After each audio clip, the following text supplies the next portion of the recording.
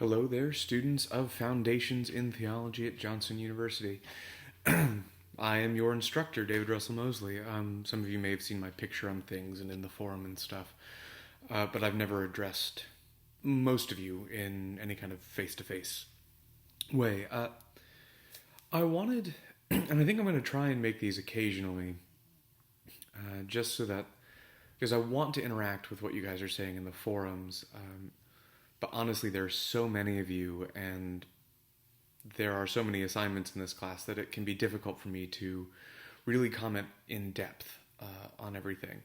So today I just wanted to make a short video. I want to cover two things, really. None of this is going to appear on tests or anything like that. This is just part of my job as your teacher, is to help form you and to challenge your thinking and to get you thinking new ways and get you to think about new things in new ways. And primarily in this class, to get you thinking theologically. So I just want to talk about a couple of things really quickly. One is dealing with your forums on God's activity in the world. And the other is going to talk about a few things in your Apostles' Creed papers. And hopefully this will be helpful to you as you continue to work on your final projects on the Apostles' Creed. So first, on is God active in the universe? One thing a lot of you are getting this from Cottrell, so I understand that you're not coming up with this necessarily on your own, that you're getting this from other sources, and that's good. But I want to challenge something here. I want to challenge this notion that God intervenes in things. So it's something a lot of you have brought up, and if you look at my comments, I'm asking you things like, well, if he intervenes in situation X, why doesn't he intervene in situation Y? Some of you, and Cottrell himself, goes so far as to say that God can intervene in human decision-making and human will. And then we have to ask ourselves, well, if God can do that, why doesn't God do that? Why doesn't God just make us all love him? And a lot of you give the perfectly appropriate response to that, which is, well, God doesn't make us love him because that's not what God wants. God wants us to want to love him. I'll grant you that. But I think that there's something that's still potentially dangerous when we think of God as intervening, because that's still very much what we would call a deist understanding of God. So the deists believed that God created the universe, set it up to run more or less as it ought to, and then for the deist, God just leaves it alone. For the interventionist deist, if you'll let me make something up there for a minute, God doesn't just leave it alone. Sometimes things get out of whack. Whether because of our sin or whatever, sometimes even natural law itself needs to be corrected. We need a course correction, or we need an interruption of it.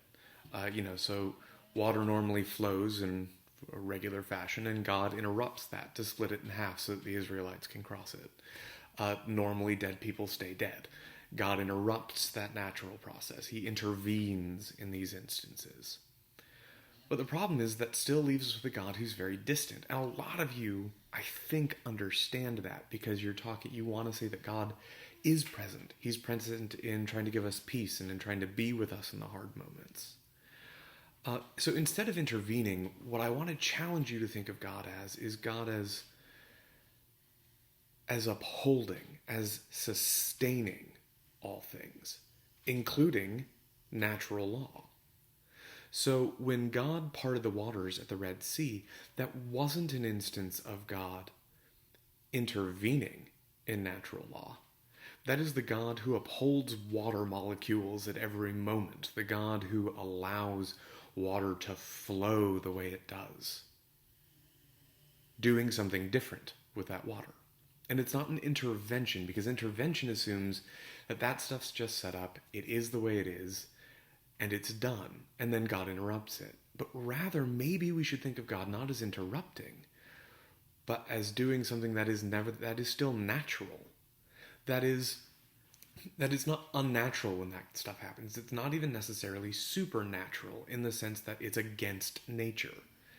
It's God working within nature because he's always upholding it anyway.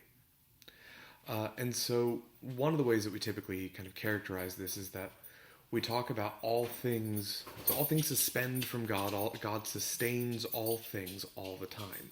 And that means all things always participate in God. And they do that because they exist. God is the source of our very existence, and so therefore whatever existence we have, we're actually given to us as a gift by God, and we're actually participating in his existence. If that doesn't make sense, feel free to shoot me an email, and we can talk about it a bit more, or I can make another video. Okay, we're already 5 minutes in, so let me talk really quickly about a couple of things that seem to very often confuse you guys in the Apostles' Creed papers. First, I want to talk about mentioning the Virgin Mary.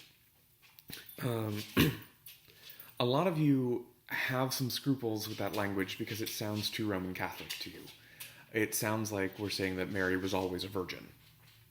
I do want to just go ahead and point out that there are actually a lot of Protestants who think that Mary remained a virgin for all of her life as well.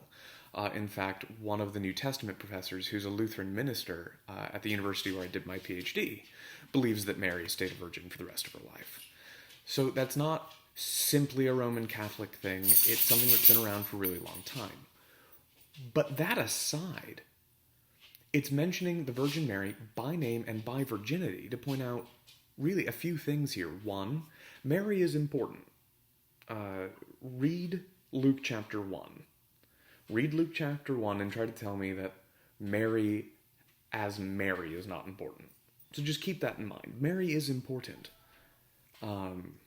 She seems to think so about herself. We have that song after she goes and visits her cousin Elizabeth. Read that. I think it's verses 46 to 55 in Luke chapter 1.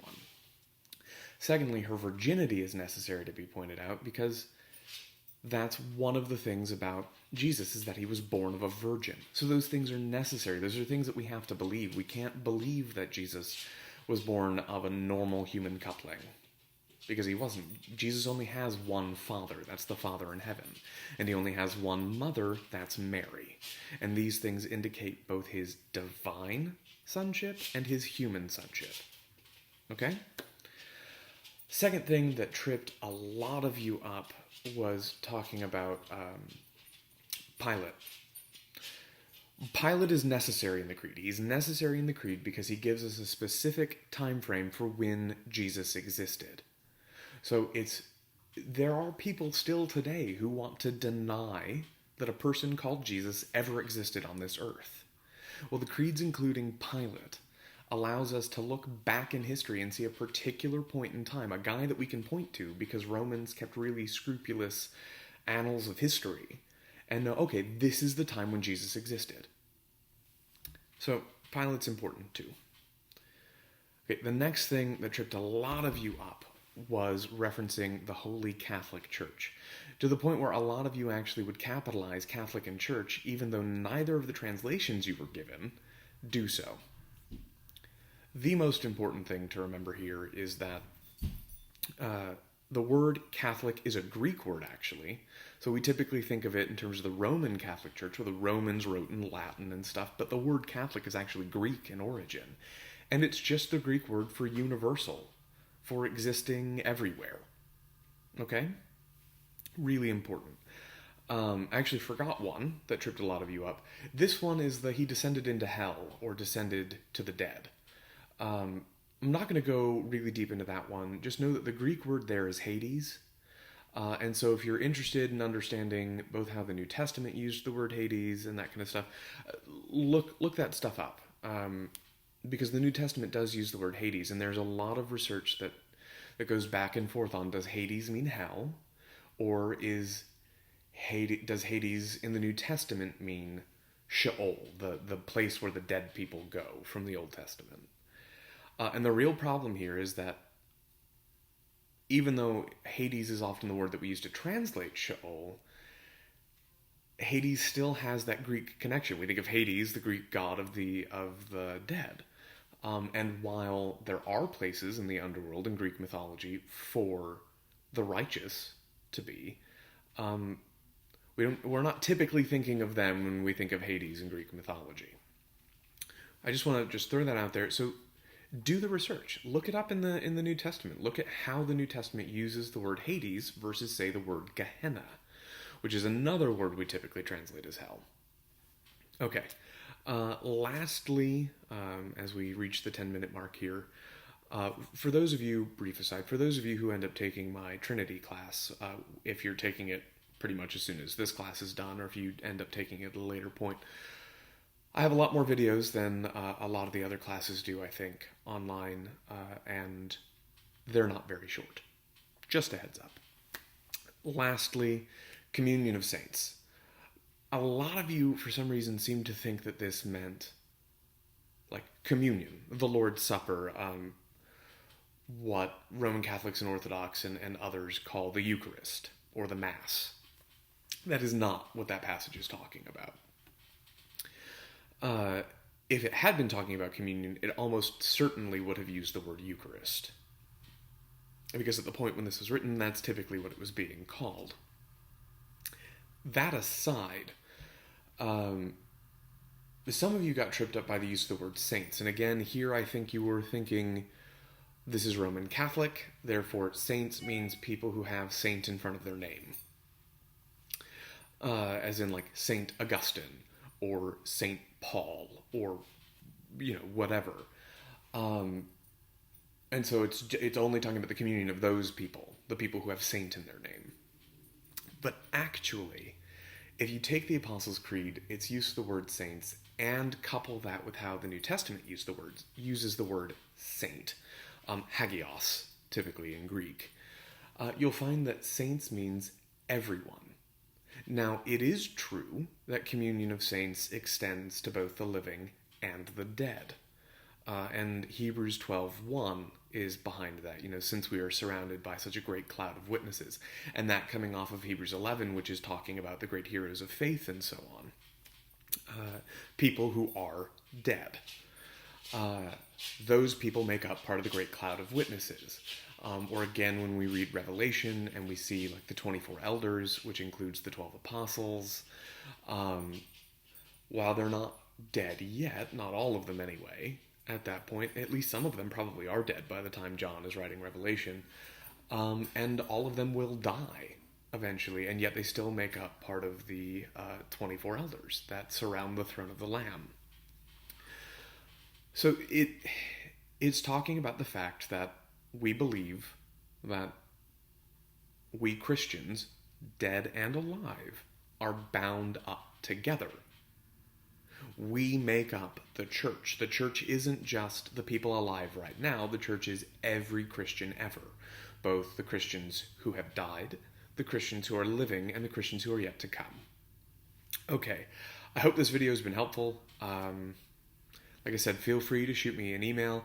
And like I said, I'm going to try, hopefully every week, I'll try to put out at least one of these videos. Just to kind of, if I see a lot of confusion over a topic, I'll make one of these videos to try and cover that.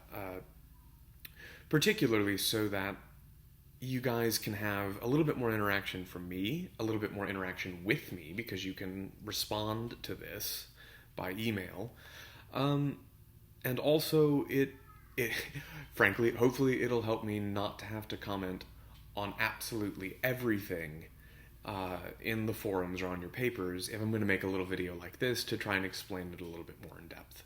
So like I said, if you have any questions, feel free to shoot me an email. Thanks for watching, and I'll probably see you next week. And I'm trying to keep up with all the grading. Yes, there are a lot of papers in this class. No, I did not assign those papers in the sense that I did not create this class. I'm doing my best to keep on top of the grading. I'll probably be a little behind, which is why I've tried to be so generous about letting you guys turn in late work for these first 3 weeks. Don't forget, no more late work after week 3. So if you try to turn in anything late, I won't be accepting it unless you give me a really, really good reason for why it's late. Okay?